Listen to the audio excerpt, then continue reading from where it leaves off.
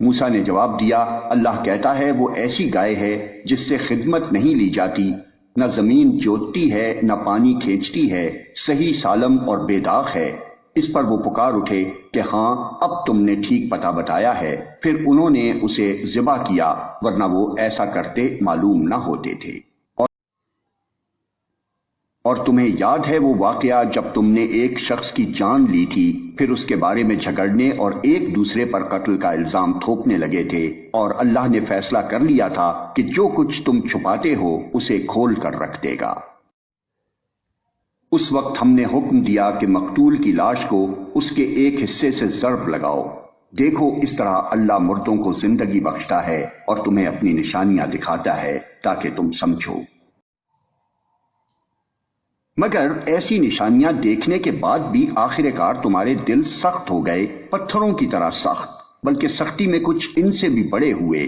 کچھ پتھروں میں سے تو کوئی ایسا بھی ہوتا ہے جس میں سے چشمے پھوٹ بہتے ہیں، کوئی پھٹتا ہے اور اس میں سے پانی نکل آتا ہے، اور کوئی خدا کے خوف سے لرز کر گر بھی پڑتا ہے۔ اللہ تمہارے کرتوتوں سے بے خبر نہیں ہے۔ اے مسلمانوں، اب کیا ان لوگوں سے تم یہ توقع رکھتے ہو کہ یہ تمہاری دعوت پر ایمان لے آئیں گے؟ حالانکہ ان میں سے ایک گروہ کا شیوا یہ رہا ہے کہ اللہ کا کلام سنا اور پھر خوب سمجھ بوجھ کر دانستہ اس میں تحریف کی۔ محمد رسول اللہ پر ایمان لانے والوں سے ملتے ہیں تو کہتے ہیں کہ ہم بھی انہیں مانتے ہیں، اور جب آپس میں ایک دوسرے سے تخلیہ کی بات چیت ہوتی ہے تو کہتے ہیں کہ بے وقوف ہو گئے ہو۔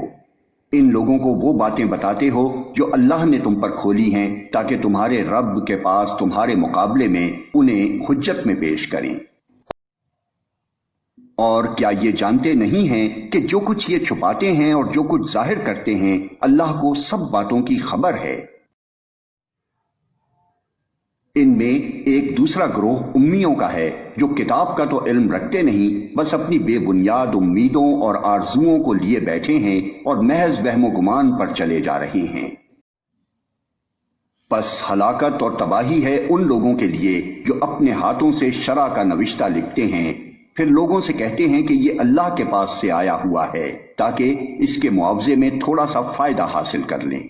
ان کے ہاتھوں کا یہ لکھا بھی ان کے لیے تباہی کا سامان ہے، اور ان کی یہ کمائی بھی ان کے لیے موجب ہلاکت۔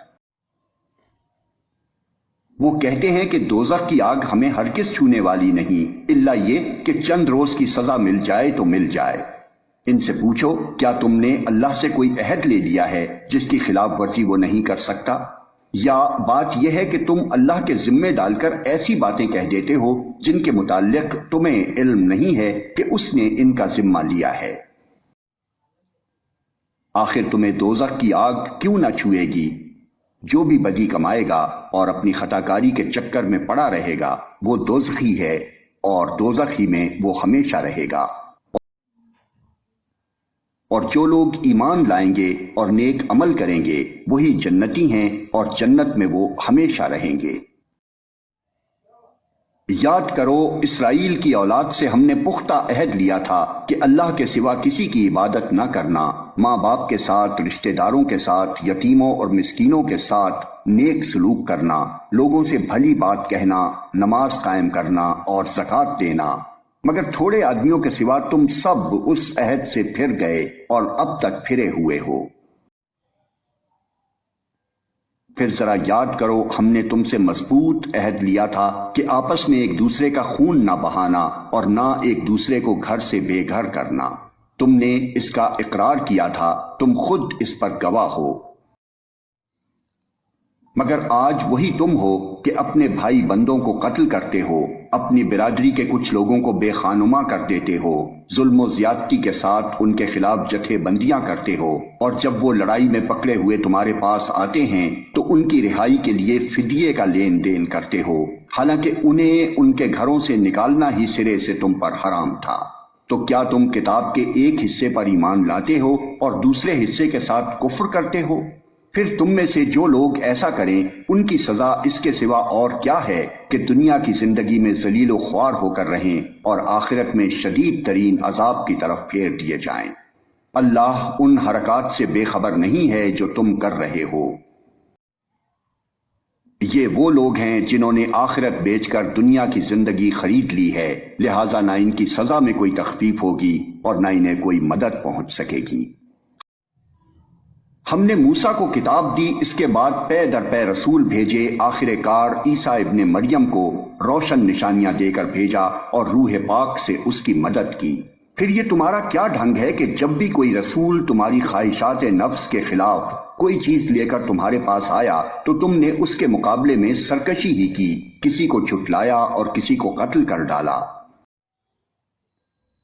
وہ کہتے ہیں ہمارے دل محفوظ ہیں، نہیں، اصل بات یہ ہے کہ ان کے کفر کی وجہ سے ان پر اللہ کی پھٹکار پڑی ہے، اس لیے وہ کم ہی ایمان لاتے ہیں۔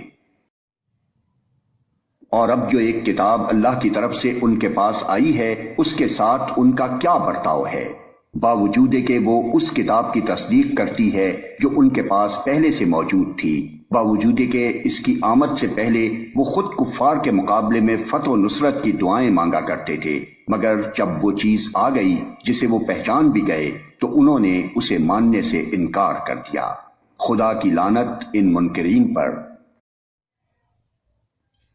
کیسا برا ذریعہ ہے جس سے یہ اپنے نفس کی تسلی حاصل کرتے ہیں کہ جو ہدایت اللہ نے نازل کی ہے اس کو قبول کرنے سے صرف اس ضد کی بنا پر انکار کر رہے ہیں کہ اللہ نے اپنے فضل سے اپنے جس بندے کو خود چاہا نواز دیا، لہٰذا اب یہ غضب بالائے غضب کے مستحق ہو گئے ہیں اور ایسے کافروں کے لیے سخت ذلت آمیز سزا مقرر ہے۔